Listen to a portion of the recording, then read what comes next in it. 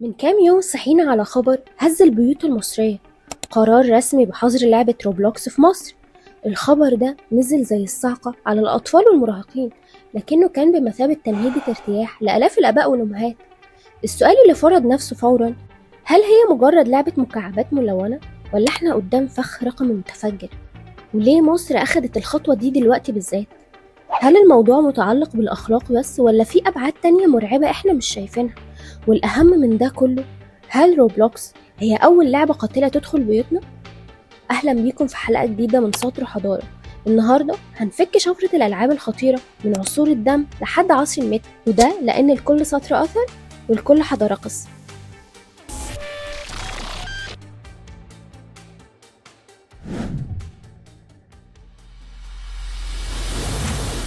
الحقيقة إن التاريخ بيقول إن البشرية دايما كان عندها ولع غريب بالألعاب اللي بتمشي على حبل مشدود بين التسلية والموت.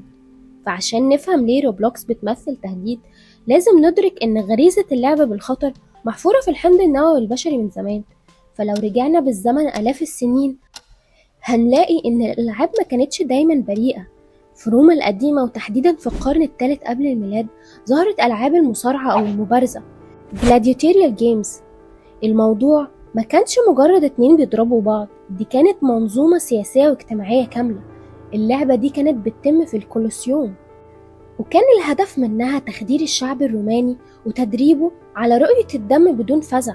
المحاربين كانوا غالبا أسرى حرب أو عبيد، والجمهور كان بيوصل لحالة من الهستيريا الجماعية وهو بيشوف إنسان بيتقتل قدام عينه. الخطورة هنا ما كانتش في موت اللاعب، لكن في موت الإنسانية عند المتفرج. المجتمع وقتها اكتشف إن الألعاب دي بتخلق جيل سادي لا يشعر بالألم، وده اللي خلى بعض الفلاسفة الرومان يحذروا منها، لحد ما انتهت رسميا مع صعود المسيحية اللي حرمت قتل النفس كنوع من التسلية. ولو سافرنا لقارة تانية عند حضارة المايا في المكسيك حوالي سنة 1400 قبل الميلاد، هنلاقي لعبة بيتس. دي كانت لعبة كرة مطاطية، لكنها كانت أشبه بمحاكمة دينية. اللاعبين كانوا ممنوع يلمسوا الكرة بإيديهم، وكان لازم يمرروها من حلقة حجرية ضيقة جدا. التحدي هنا إن الفريق الخاسر، وفي بعض الأحيان الفريق الفائز كشرف ديني، كان بيتم التضحية بيهم وقطع رؤوسهم. الناس كانت بتنجذب للعبة دي بسبب الرهبة والقدسية، لكنها كانت أداة للسيطرة الروحية والترهيب. حتى في العصور الأقرب لينا في السبعينات والثمانينات ظهرت ألعاب فيزيائية كانت بتموت الأطفال في بيوتهم، زي لعبة أسهم الحديقة لون دارتس في أمريكا وبريطانيا. دي كانت أسهم معدنية تقيلة وليها سن مدبب. الفكرة إن الأطفال كانوا بيرموها في الهواء وبتتزحلق في حلقة على الأرض. اللعبة دي كانت بتتحول في لحظة لآلة قتل لو السهم نزل على راس طفل تاني. المجتمع ما اكتشفش حجم الكارثة غير بعد آلاف الإصابات في الدماغ وحالات وفاة موثقة، لحد ما الحكومة الأمريكية حظرتها تماما في 1988 بعد معارك قانونية طويلة قادتها عائلات الضحايا. الرابط هنا بين الماضي والحاضر هو تغليف الموت في صورة لعبة، وده اللي هيخلينا ننتقل لأخطر مرحلة في تاريخ البشرية، العصر الرقمي. مع ظهور الإنترنت في أواخر التسعينات وبداية الألفية، اللعبة ما بقتش جسم مادي تقدر تكسره أو تمنعه من المحلات بسهولة. الخطر بقى كود برمجي وفكرة بتخترق عقل الطفل وهو قاعد في حضنه. ففي البداية كانت الألعاب بتعتمد على العنف البصري، لكن مع الوقت اتطورت لتلاعب نفسي مرعب. ففي سنة 2003 ظهرت لعبة قلبت موازين العالم، وهي لعبة مان هانت من إنتاج شركة روك ستار. اللعبة دي كانت بتلعب على أوتار نفسية مظلمة جدا. حضرتك بتمثل دور سجين محكوم عليه بالإعدام، ومطلوب منك تقتل عصابات بطريقة وحشية جدا قدام كاميرات مراقبة عشان ترضي مخرج سادي. اللعبة كانت بتكافئك كل ما كانت طريقة القتل مبتكرة ومؤلمة. المجتمع الدولي اتصدم لما مراهق في إنجلترا سنة 2004 قتل صاحبه بنفس الطريقة اللي في اللعبة. هنا العالم فهم إن السيميوليشن المحاكاة مش مجرد تسلية، دي تدريب للعقل على الجريمة. اللعبة دي اتحظرت في دول كتير زي ألمانيا، أستراليا ونيوزيلندا، وبقت هي النموذج الأول للألعاب اللي بتهدد السلم المجتمعي. وبعدين دخلنا في نفق أظلم مع ظهور تحديات الموت. ففي سنة 2013 ظهر الوحش الحقيقي اللي هز العالم العربي تحديدا، وهو الحوت الأزرق بلو ويل. اللعبة دي ما كانتش تطبيق بتنزله، دي كانت منظومة استراتيجية على السوشيال ميديا. المخترع بتاعها شاب روسي اسمه فيليبو بوديكن، وكان بيدرس علم نفس. فيليبو استخدم ذكائه في تدمير الأطفال. اللعبة كانت عبارة عن 50 مهمة، بتبدأ بمهام تافهة في الأول زي إنك تسمع موسيقى حزينة أو تصحى في نص الليل، وتنتهي بطلب الانتحار. الخطورة في الحوت الأزرق كانت في العزل النفسي. الطفل كان بيبعد نفسه عن أهله تدريجيا لحد ما يوصل لمرحلة الاستسلام التام المشرف على اللعبة.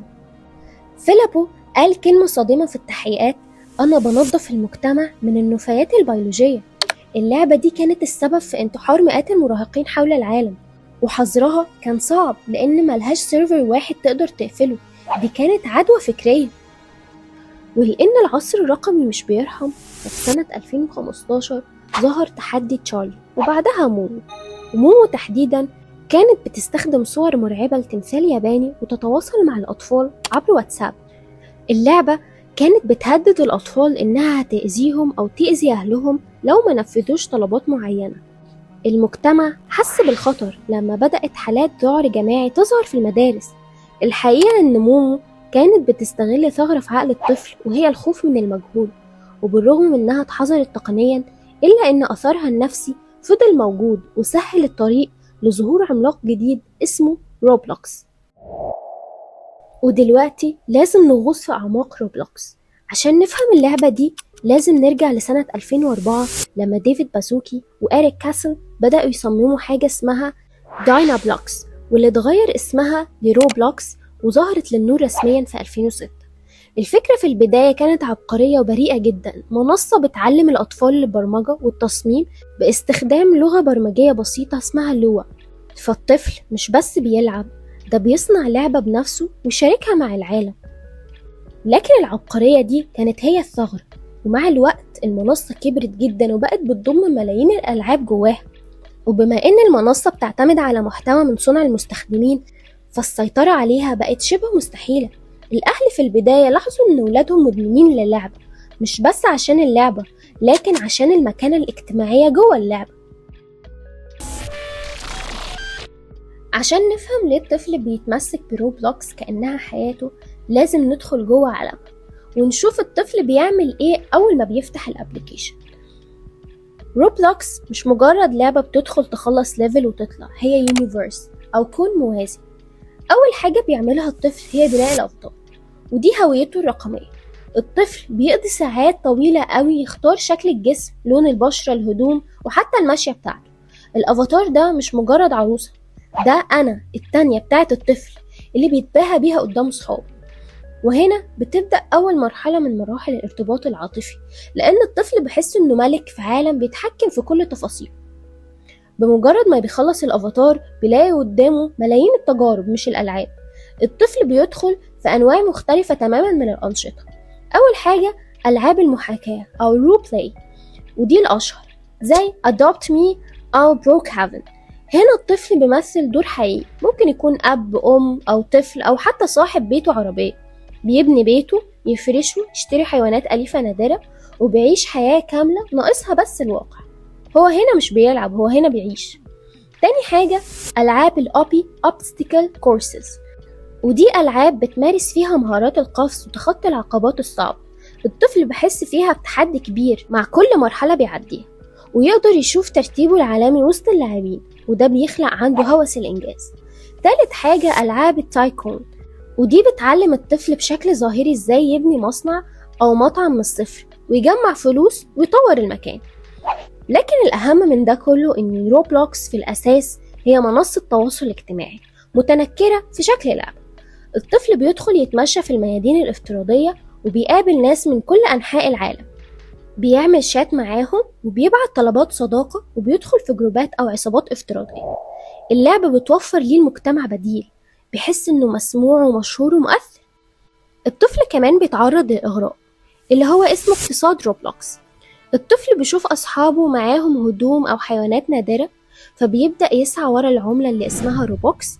وهنا بيتحول الطفل من مجرد لاعب لتاجر، بيحاول يقايض ممتلكاته مع لاعبين تانيين، أو يجمع فلوس عشان يشتري حاجات تخلي شكله أغنى في اللعبة. كل ده بيحصل في جو من الموسيقى الحماسية والألوان المبهجة اللي بتخطف العين وتلغي إدراك الطفل للوقت. هو شايف إنه بيلعب، بيبدع، بيصاحب ناس وبيحقق نجاحات افتراضية سهلة وسريعة.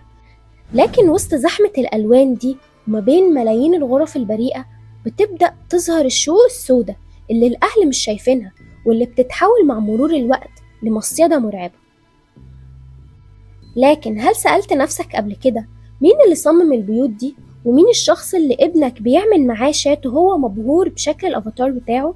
هنا الحقيقة المرعبة بتبدأ تظهر، وهنا بنعرف ليه المنصة دي اتحولت من جنة للأطفال لحقل ألغام رقمي. طب سؤال، ليه روبلوكس بقت خطيرة كده؟ أولا، ظهرت غرف سرية اسمها كوندو جيمز. دي ألعاب بيعملها مستخدمين منحرفين أو ثديين، وبتحتوي على محاكمة لأفعال غير أخلاقية وجنسية صريحة. اللعبة بتعتمد على خوارزميات بتحاول تمسح الأوض دي، لكن المطورين المنحرفين بيعملوا مئات الأوض كل ساعة بأسماء مشفرة عشان الأطفال يلاقوها. ثانيا، نظام العملة الرقمية الروبوكس. اللعبة خلقت اقتصاد كامل جواها. الأطفال بقوا بيسرقوا فيز أهاليهم عشان يشتروا سكنات أو ملابس افتراضية، والأخطر إن في عصابات بقت بتستغل الأطفال في عمالة رقمية. يعني الطفل يقعد 10 ساعات يصمم لعب عشان ياخد ملاليم، والمنصة أو العصابة تاخد الباقي، وده نوع من أنواع الاستعباد الرقمي. ثالثا، الاستدراج الجنسي جرومينج.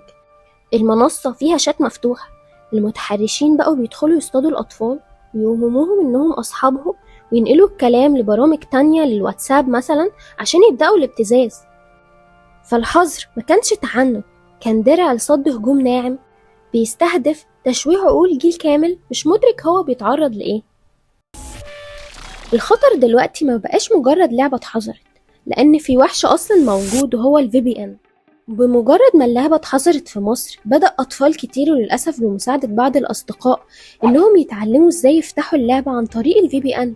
لازم هنا ننبه كل أب وأم إن ال VPN مش بس بيفتح اللعبة، ده بيفتح بوابة لمخاطر أكبر بكتير.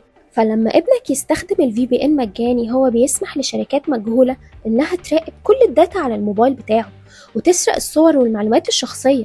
والأهم من ده كله، إنك لما بتعلم ابنك يكسر قرار الدولة بالحظر، انت بتعلمه إن القانون ملوش قيمة، وبتحطه في بيئة رقمية ما فيهاش مراقبة، لأن السيرفرات اللي هيدخل عليها ممكن تكون أكثر فضارة وخطورة من السيرفرات العادية.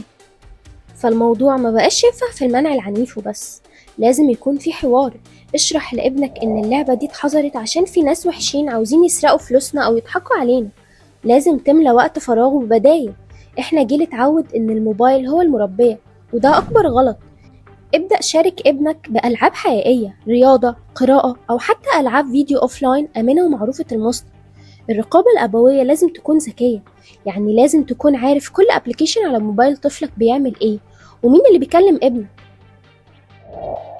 ففي نهاية رحلتنا لازم نعرف إن روبلوكس مش هي النهاية، والتكنولوجيا مش هتقف. الصراع بين التسلية والخطر هيفضل موجود طول ما الإنسان موجود. فحظر اللعبة في مصر هو مجرد سطر في كتاب طويل من حماية الهوية والعقول، لكن الحضارة الحقيقية بتبدأ من البيت. فالعلم هو السلاح والوعي هو الدرع. حافظوا على أولادكم لأن هما السطر اللي بنكتب بيه مستقبلنا. استنوني في حلقة جديدة من سطر حضارة عشان نفهم أكتر عن العالم اللي بنعيش فيه.